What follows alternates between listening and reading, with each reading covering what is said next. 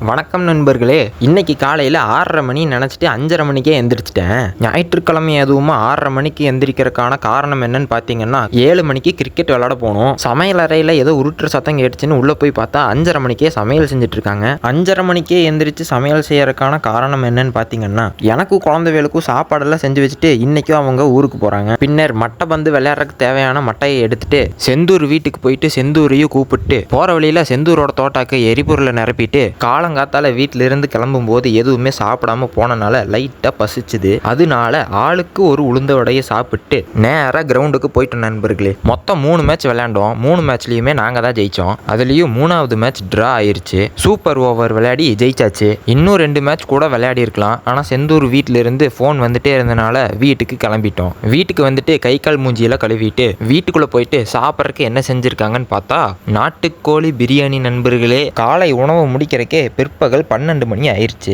நல்லா கறிச்சோறு சாப்பிட்டு மத்தியானம் ஒரு 3 மணி நேரம் தூங்கி எந்திரிச்சேன்.